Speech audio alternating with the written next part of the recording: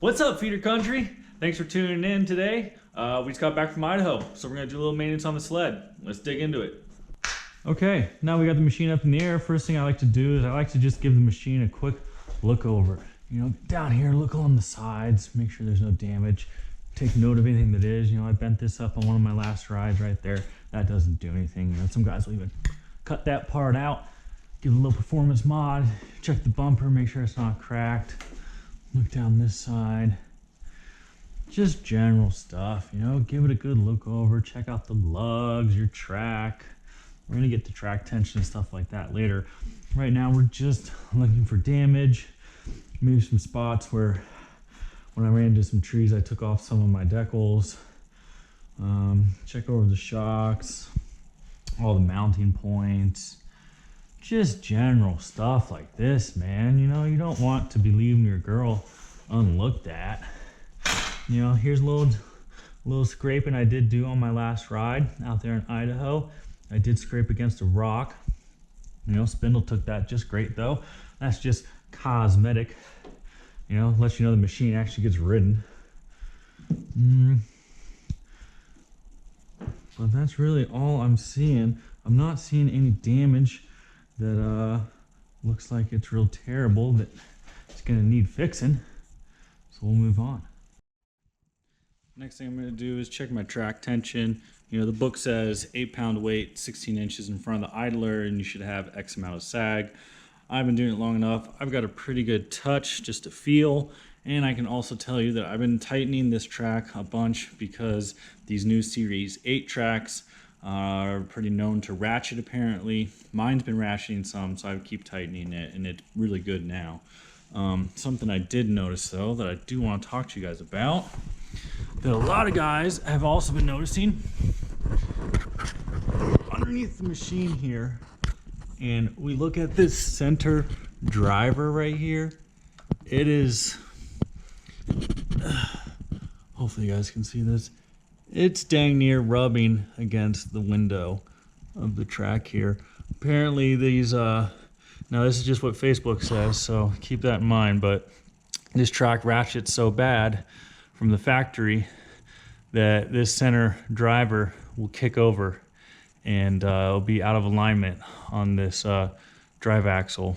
Now these drive axles and drivers apparently are out of stock from Polaris, which kind of says, yeah, that maybe something's going on because they've been having to warranty a bunch already.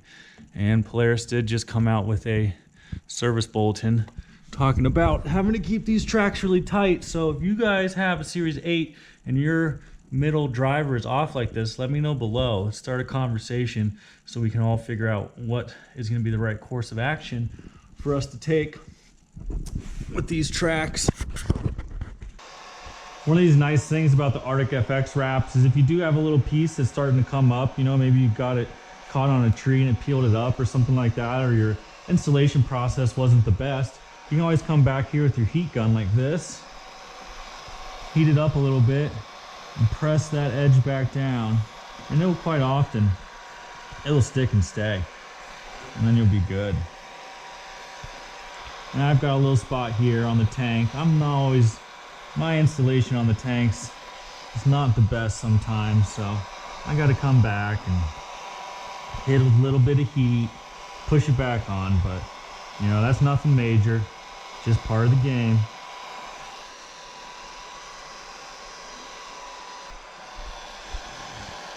Here's a spot I touched up last week, and a little more came up, so I'm just going to touch it up one more time. Oh yeah, that's nice. So I touched up some stuff up here the week before, and it's all stuck. It's permanently down now. That's good. That's good. We're going to start up here at the top of the machine today. First thing I like to always do is lube this throttle. Pop off the grommet right there. Come over here, grab my favorite bottle of lubricator. And we're gonna want a shop towel for this too. I keep a handy stack of used shop towels over there, so I'm not always spending money on brand new ones for dirty jobs.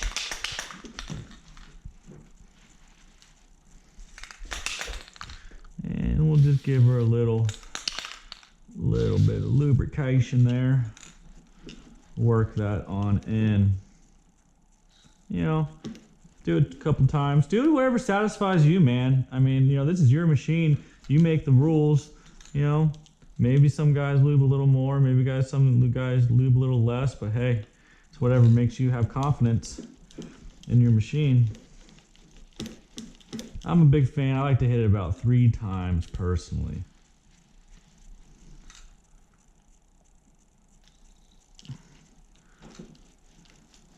Work that in there good. Clean up your mess.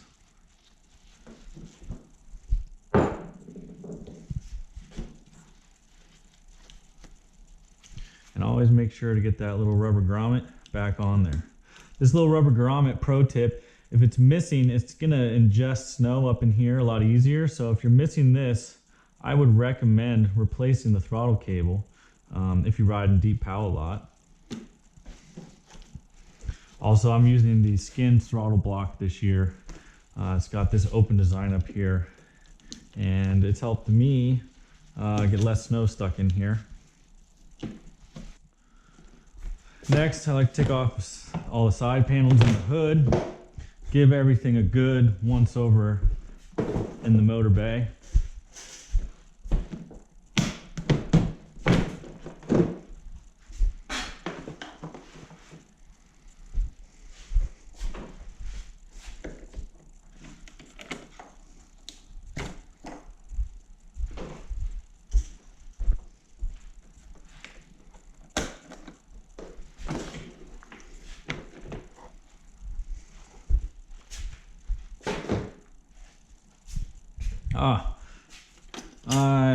Classic, forgot to take out the muff pot.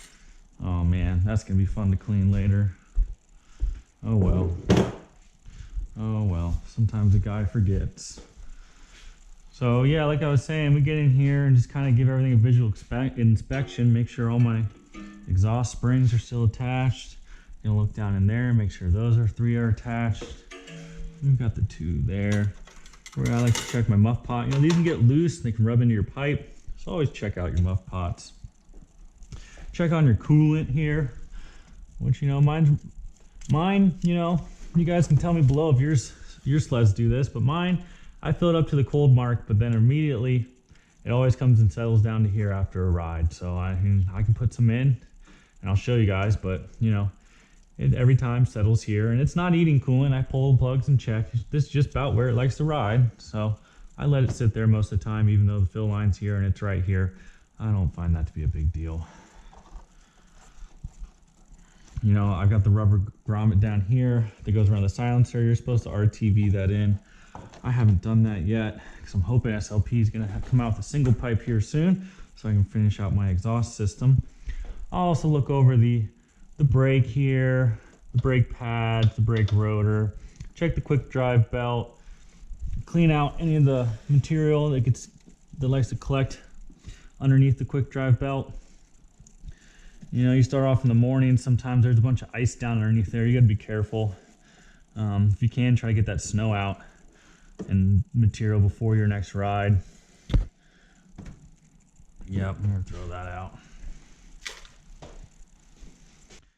Hey, while you're in here, grab a shop towel, a fresh one, not a dirty one like earlier, and go ahead and just wipe down stuff, you know? Keep that shine on the girl. Every girl, you know, they like to look good. And it's our job as a man sometimes to help them do that. So get in here with blue towel and wipe your baby down. Show her a little bit of love.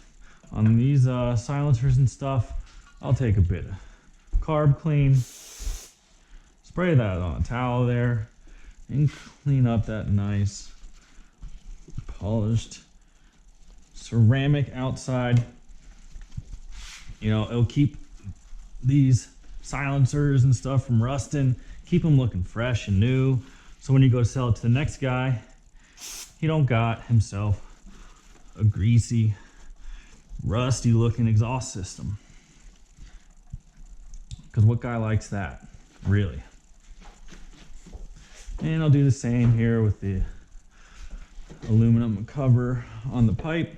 Look at that. See that dirt? Hopefully y'all can see that.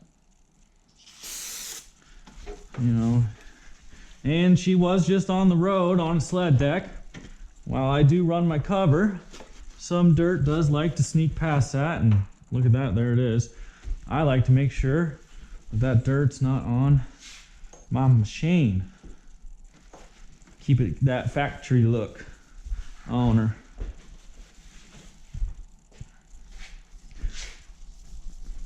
Come in here, see what kind of bark I can get. Look at that, that's cleaning up nice.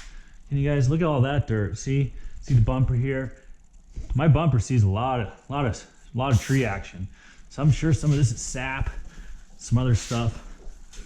But that polishes up real nice there. That looks brand new. Brand new, a guy could say. Look at that dirt. So yeah, take some time. Put on a tune. Maybe make up a tune. Make up your own clean song. But get in here, wipe her down. Forget what that rap song was. Wipe me down. Wipe me down. I don't remember. Oh well. I just grabbed a clean rag, no carb clean out this time. And I'm just gonna wipe down the top of the cylinder head in here. It gets belt dust on it. You can get some road grime on it, stuff like that. Like I said before, I really like to keep my machines looking brand new, nice and shiny. I enjoy it, and I know whoever's gonna own it next is gonna enjoy it. And it only takes a few minutes, as you can see here. Not a lot of time, you know, probably the same amount of time a guy would spend looking at the Instagram. So, show your machine some love. If you learn anything today, it's show your machine a little bit of love. Plus you get to learn all the parts of it. Then you won't be so surprised on the trail when something breaks and you got to diagnose it. Well, you kind of know what you're working with here on your machine. I'll just do a quick little visual inspection too of the exhaust valves. Look at my exhaust gaskets on the Y pipe. Make sure there's no big exhaust leaks. You know, guy doesn't like exhaust leaks. You're gonna lose a lot of horsepower on these two strokes. Back pressure is really important. Move over here to the clutch side of the things, the power transfer side, PTO side, whatever you want to call it. I'll give a quick wipe down on the oil bottle. Wipe down the clutch cover guard here too. And get underneath it. You know, look at that. See? So when you get underneath the clutch cover here, you're gonna want to come back over. You're gonna want to grab that bottle of carb clean again, because the belt dust, as you see here, will build up. And keep in mind, the belt dust you see right here, this is only 2 rides. That's 80 miles. And we're getting results like that. So you guys who don't clean yours but once a year or maybe never, you can imagine how dirty your alls be looking.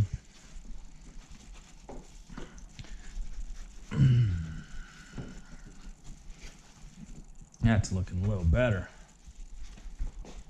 Oh yeah, keeping her that shine. Keep that shine, man. And while I'm in here and got the rag all wet and dirty, I'll wipe down the inside of the clutch compartment quick. Just give her a quick once over. Just looking to collect anything big. You know, a lot of this, what I do after these rides is just look at stuff. You know, it's mostly a visual inspection to make sure that there's nothing that really needs our attention.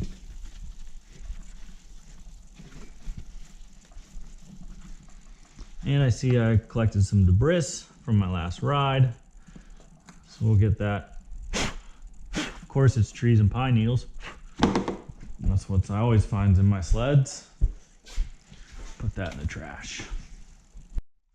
Quick pro tip that Fro got me on lately was throw down these mats if you're going to be out here working a while. They really help with foot fatigue. If you're out here day after day for hours on end, you're going to be happy. Your back's going to be happy. Everything's going to be happier. So while we're over here on the clutch side, we might as well go ahead and give these, clutches a quick clean. So go ahead and thread in your sheave, splitter, separator, divider. I don't know what you want to call this thing, but it's gonna open those sheaves up so you can take that belt out of your secondary. Or driven. Should we call it secondary or driven? What do you guys prefer? You know, I think the official term is drive and driven clutch. Primary and secondary are a little more like layman's terms. Both interchangeable, but you know, I do enjoy using the correct terminology. So with your belt out, give it a quick look over. You want to see for any cord pop out, which I'm not seeing right here. Any signs of really bad belt slippage. You can go ahead and look on the inside cogs of your belt for any sort of damage like that. This belt is looking good. It's only got 300 miles on it. We'll put that over there. Next, we're gonna wanna grab our air from our, and we're gonna wanna go ahead and blow out these clutches. Now keep in mind what you're about to see here is 2 rides, maybe around 80 miles I've put on these clutches since the last time I've cleaned them out. So they shouldn't be that dirty.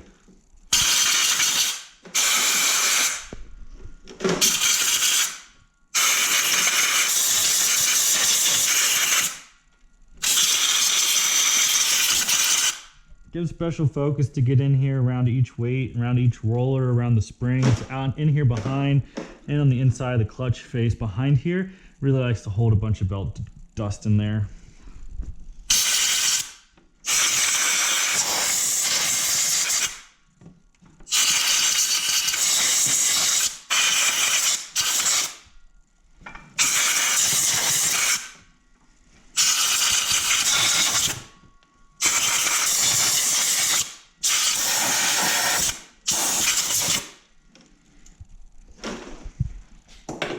And since it's easy, we might as well pop off this here secondary. You're gonna want a 15, your standard socket driver. Whoops. Make sure to put on that emergency brake,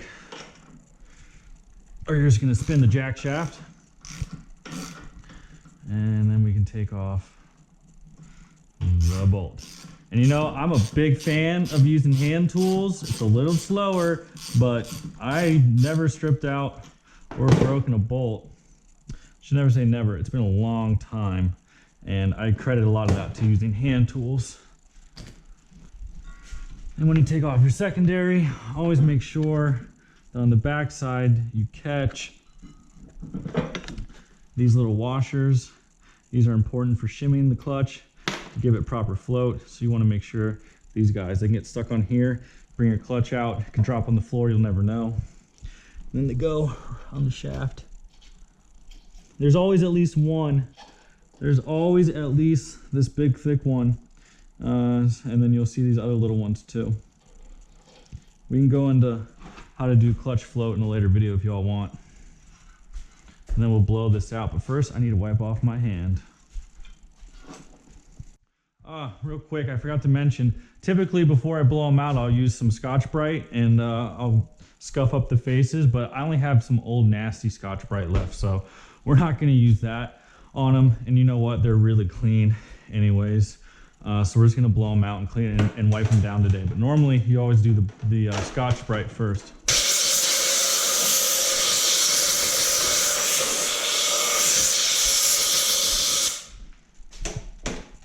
And like I said before, those were not very dirty clutches at all. Those are some clean clutches.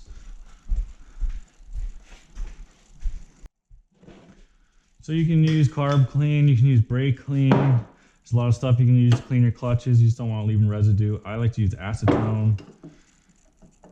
Pop that open. Always make sure that you've got a clean towel here. A clean blue towel. Normally I'd wear gloves too, but with the shortage and price of gloves these days, I don't have any gloves. And you're just gonna wipe down the inside of the clutch faces here, the sheaves. as they call them. Mine are clean because I do this all the time. And typically these secondary faces are a little cleaner anyways. Typically, if you clean them a bunch. The sled ran really good this last weekend. I think I've got the clutching spot on with my weights. On the trail, it pulls like 8250, something like that. And in the POW, I was getting like 83, even 8350 sometimes. So I've been really happy with the performance of the sled.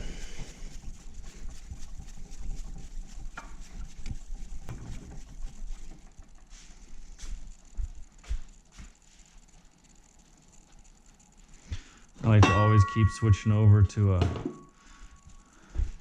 clean face here when I'm doing this. Really make sure you get in there where the movable bushing is on the inside of the movable sheave. Want to really wipe that down good. See, that's all from in there on that movable sheave bushing. Want to try to wipe that dirt out of it, out of the front of it, so it can move on the shaft nice and easy. And we'll get the other face here.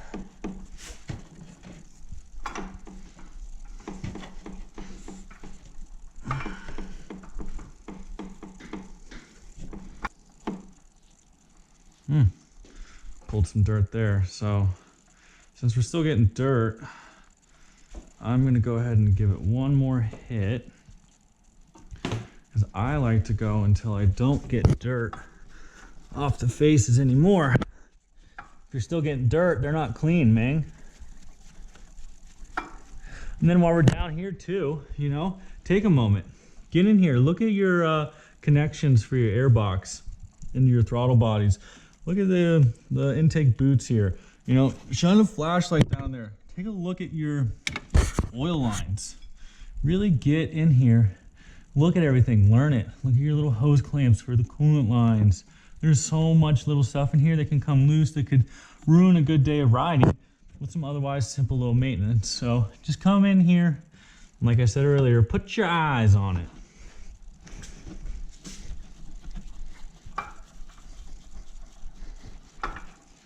That side's looking clean now.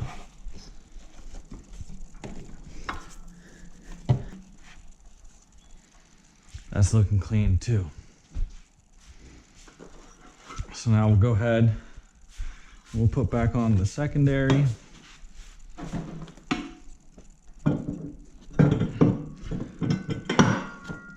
If you're not going to take it off again soon, you can throw a little bit of grease on that shaft, the spline shaft.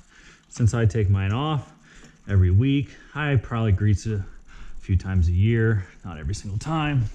And now this bolt is not torqued crazy high. You know, you might think because it spins fast and this and that, it's got a really high torque. It does not. It's 18 foot-pounds, you know, about like that. It's not much. It's not much, my friends. You can snap that off in there. And yes, that little back and forth, that's your float. You want that. That's part of how this thing works. Take your belt, always make sure it's on the correct way. Numbers, you should be able to read it. Before I throw that belt on, I'm going to inspect this primary. To do that, I'm going to look at the rollers first. You're also going to want to get a flashlight in here and do a visual inspection as you do this. But since I only have two hands, I can't.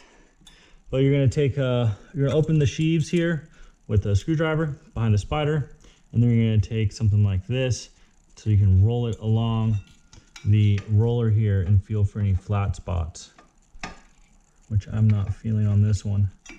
The reason you want to use something like this and not your finger is because losing a finger in the snowmobile clutch is a pretty silly way to lose a finger, if you ask me. My finger's worth much more than my snowmobile clutch is, and I need a better screwdriver right now for this. Try to see if we can get the big daddy in here. being put on the spot and forgetting what tools I use sometimes. There we go. So yeah, much better. You're gonna want to get in here, spin that roller with this. If your roller's flat, it's gonna stop this in a flat spot. So that roller's good. Spin it around here. That roller's good.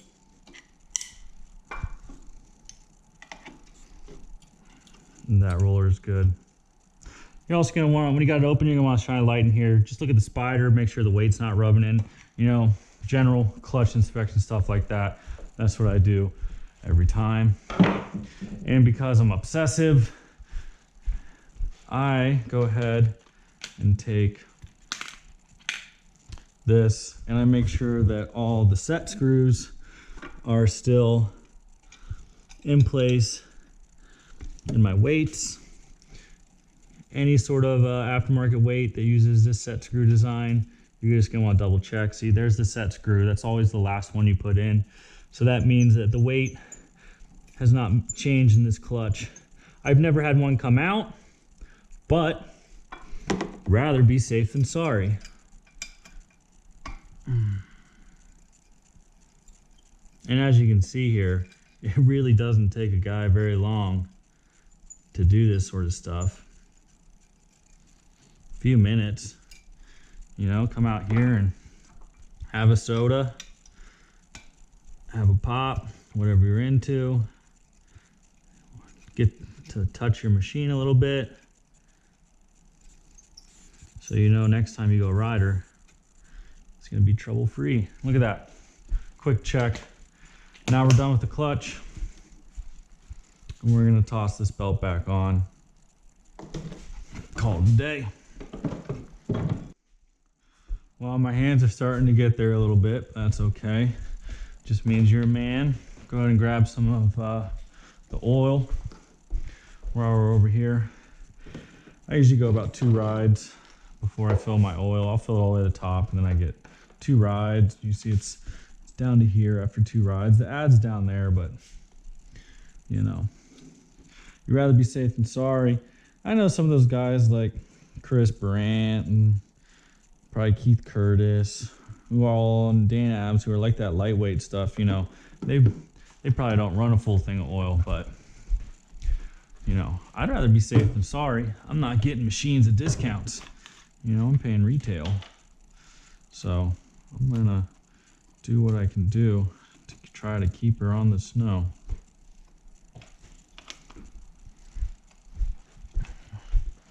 We'll just top this girl off. You know, I really wish this oil smelled like the old VES oil used to smell. Had that real sweet candy smell to it. Oh, that was a treat. This stuff doesn't really smell good, but I guess when they burn it, it's pretty odorless, so they claim.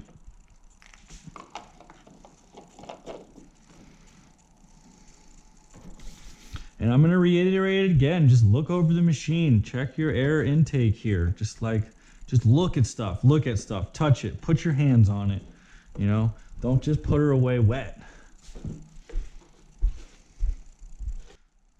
So next, we're gonna grab our grease gun here and we're gonna hop on down to the undercarriage. And we're gonna go ahead and shoot a little bit of grease into each one of these fittings. Usually 1 to 3 pumps on a skid that's greased regularly being the key word here. 1 to 3 pumps is all you need. Now at the shop, I'll work on sleds all the time that, you know, need way more than that because they haven't been greased in Lord knows how many miles. This one's here seems to be taking a little bit more. Nope, perfect amount. And this grease can make a mess, so I should have grabbed a shop towel before I came down. Grab a dirty one again. One we can throw away when we're done here. Was I calling it oil a minute ago? Man, I'll tell you what. It's not the easiest thing in the world to do commentary while you work on your machine. Truly. Hopefully I'll get a good view here. Yeah, it's true. Oh, bunch of grease coming out. It's really not the easiest thing to do. But I'm working on it. I'm trying to get better. Only one way to get better. Has to put in some seat time.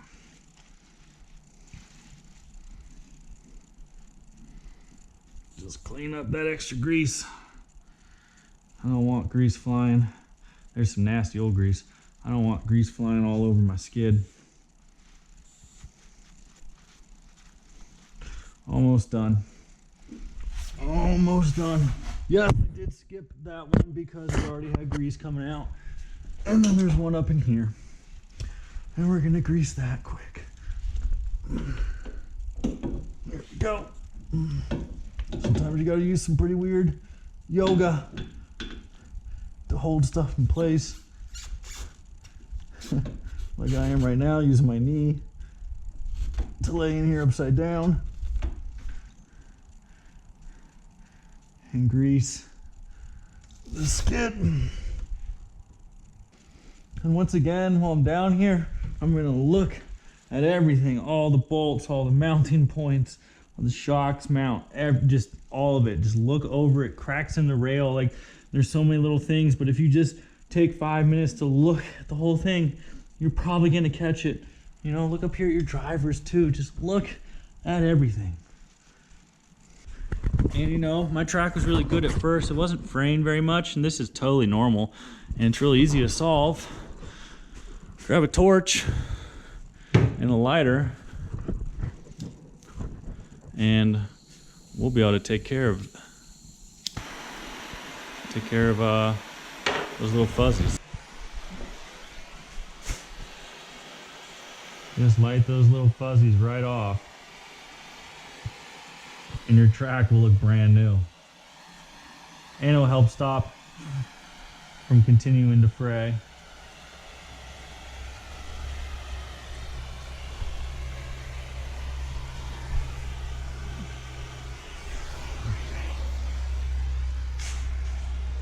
I even get in here and do these middle ones because it's really not that hard.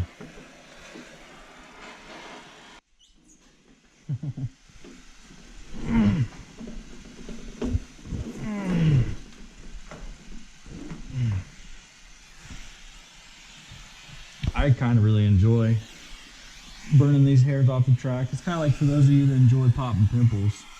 So since I'm not going to be riding this sled for a couple weeks because there's really no snow in the forecast for kind of anywhere on the west coast, other than Canada it seems like, I'm going to go ahead and drain the old gas out of this machine and put it in my truck. And if there's something I've learned, gas goes bad pretty fast, and if you want the most horsepower, the best running machine, you probably need fresh gas. So we're gonna go ahead and nip this one in the butt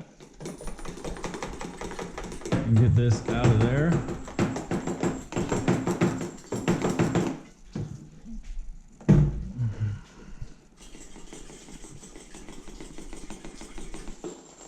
There we go. And put this in the truck then. Get some fresh gas in it next time we ride. That's the real idea. Brand new gas every single ride. Well guys, thanks for watching. I really appreciate it. This is kind of the quick and dirty of what I do every time I ride my machine. You know, another thing I'll do sometimes, I'll check the air pressure in these shocks just to make sure, triple check that they're exactly where I want them.